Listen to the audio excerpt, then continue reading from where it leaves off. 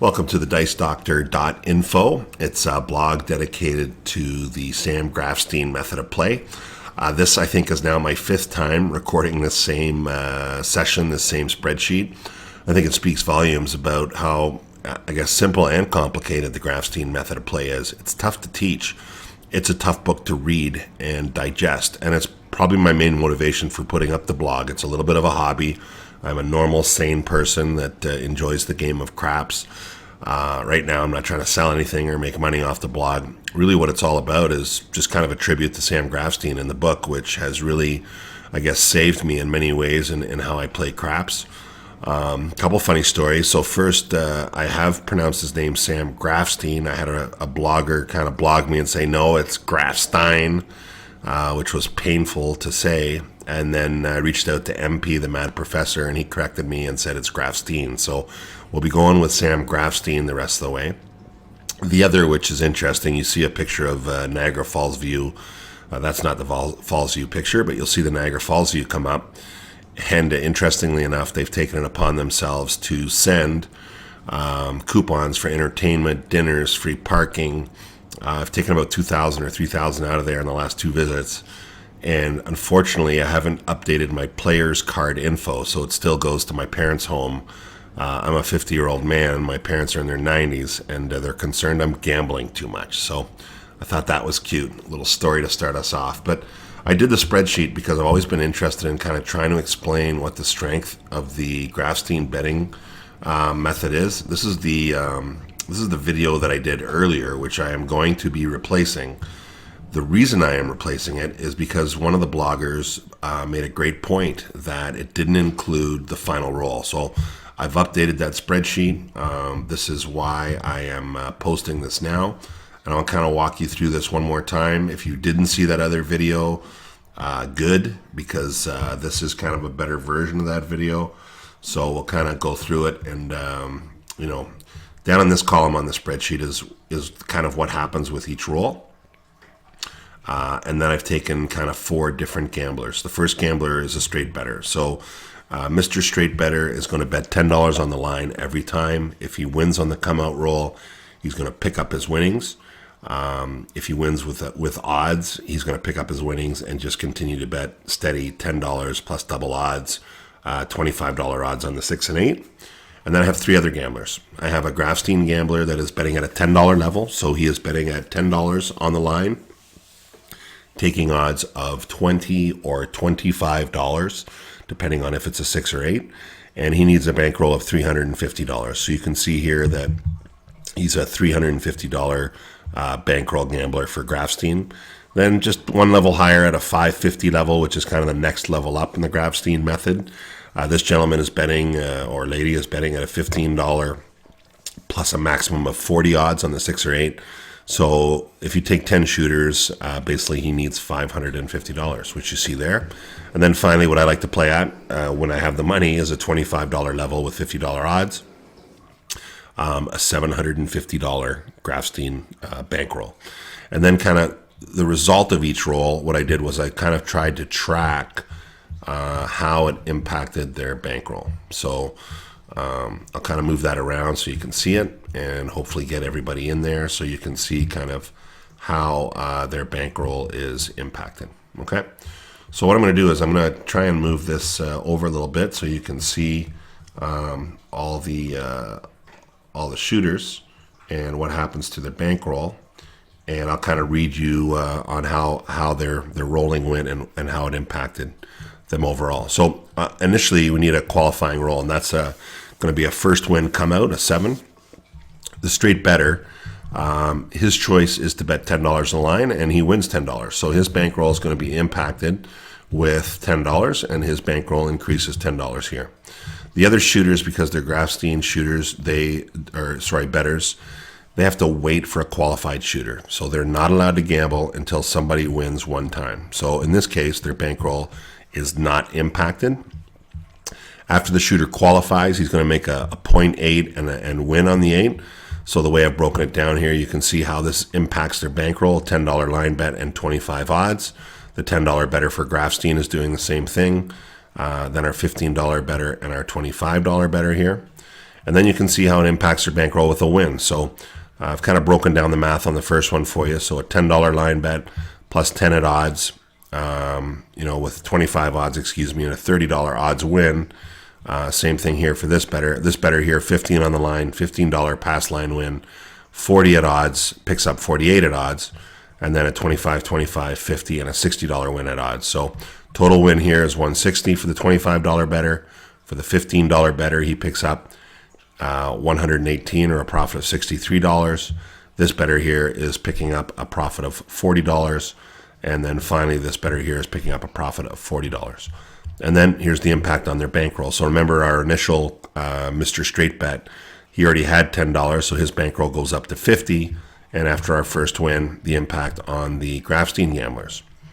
Another point is established, again, point 10 and a winner 10, impact on the bankroll. But you'll see the difference here that the Grafstein bettors now have increased their bet. And so while he stays at a $10 bet, the Grafstein bettors now move up one level each to their next bet and take full odds. And you can see how all of a sudden their winnings are accelerated to the point where now our $10 better that originally started with the same amount as the straight better, but because he's progressed his bets now, he's making an extra $5, and these guys, because they're at a higher level, are raking it in. Now we come to kind of a confusing part of the Grafstein method, which is the parlay. And I just want to kind of put that in a window here, because what happens now with Grafstein is if there's a come-out winner, a natural on the opening roll, a 7 or 11, what happens is where the straight better would just pick up his bet and then move and bet again and pick up his bet, with the Grafstein bettors, we parlay 3 times, which means you let it ride 2 additional times. So here you win 25, now you have 50 on the line. You win again, you leave that 50 on the line, you parlay it, and now you have 100 on the line, and finally when you win, you pick up $200. So as Sam Grafstein says, you're getting an 8-1 win on your original bet by parlaying and getting into the strength of the opening roll. To be honest with you, in the last 20 sessions of gambling, which is 10 qualified shooters per session, so you're probably looking at about 30 shooters, 50 shooters total. I'm talking about 500 shooters at the table. I've yet to see anyone really parlay and aggressively bet on the opening roll, and it's boggling to me, because to me, 1 in 4 rolls is a winner. You've got 8 ways to win 22.22% of the time. Somewhere between 4 and 5 times, 1 out of 4, 1 out of 5. You're going to win on the opening roll, and what you're looking for is a string of come-out roll wins to maximize your opportunity to win. The other power to this for dice influencers is, I consider myself a very average shooter at best, but the come out all 7 set to me is one of the most powerful sets, because there's so many different ways to make a 7, and then you add to that, if your dice crack open and roll off axis, you've got a 7 on the inside and a 7 on the outside, as well as multiple ways to make a 7. To me, it's the most powerful dice influencing roll there is, almost to the point where I want to shoot from the dark side, because it's one of the few rolls I feel like I've actually given myself an edge. That being said, if you do use the parlay and you do pick up here versus someone who straight bets, you can see the impact on the bankroll here. And as I move this over, and I apologize, it's a little bit off screen, but you can see that our $25 better again picks up some money. As I scroll this down one more time on the come out, and again, this is a little different scenario for the parlay. It's one that confuses a lot of people. But again, if there's a come out roll now, and again, we've won our 3 bets. So where this was a $25 bet, my Grafstein better will now take that to 35. This guy was at a $35 bet. He wins his parlay. That allows him to move to a $50 bet. You have a $50 line bet here, wins his parlay, moves up to a $75 bet. Now again, there's a come out roll winner, so he has to start that parlay system all over. And now there's a point established. So this is where it gets confusing for some people. At this point, our straight better again is still taking straight odds, but because you're on a parlay, even though there's a point, you do not take odds. You wait and watch the roll move through, and the dealers are going to say to you, sir, take odds. And people beside you are going to say, hey, why don't you take odds? And the answer is because you've put your odds into the come out roll. You're trying to maximize the benefit of the come out roll. So the fact is now you have this parlay going without odds, but when you win it, again, you put it all on the line, and now you're hoping for another win. If the come out roll does not win and another point is established, same thing. You've got $140 sitting there on the line without odds. It looks odd. Excuse the pun, but the reality is that's the Grafstein method. It's something you're going to have to embrace. He has a part in his book where he says if you win 1 out of 3, the parlays are profitable. And to be honest with you, I almost feel like the parlays are what makes or breaks my sessions. The points come and go, as we know, at easy come, easy go. The parlays and the opening roll winners, it's maximizing that. So it's interesting to me that that's kind of always what makes or breaks my sessions. So to wrap up, after that kind of 8-pass, 9-pass hand, you can see the impact on the bankroll here. And I kind of cut off the last video. And to be honest, Al Falcones on the UQ Dice Institute board brought up, well, what happens, though, at the end of the roll? And that was a very valid point, and it's caused me to sneak down in the basement and kind of retape this. And so what happens is, this is the way the shooters normally pass the dice. There's 3 kind of different things that happen. So first, there's a stop-loss method in Grafstein where if you have a craps roll on the come-out, even if you've gone to a higher level, as these Grafstein better has, you now back all the way down to your minimum line bet, and then a point is established, and then the shooter 7's out. So this kind of shows the impact on your bankroll if that happens, and you can see you take a hit, but not as big a hit as you would take if it was just a straight point, okay? So again, a craps roll drops you all the way back down to your starting bet, and is a stop-loss move in the Grafstein. The other stop-loss, you could argue, is a parlay. So 1 in 4 times or 1 in 5 times or somewhere in between there, the shooter is going to roll a natural now on the come out, and when he does, you're basically taking your bet and parlaying it. And now if you were to establish a point but 7 out, you would only lose the value of that initial parlay. So you can see again here that my betting stake has gone down by 1 bet size. I've upped my bets now to the next level, and my impact on my bankroll is shown here. And now the shooter 7's out, so that's kind of my final bankroll. Okay? And then kind of the worst case, if you want to call it, is if he establishes a point on the come out and doesn't make that point.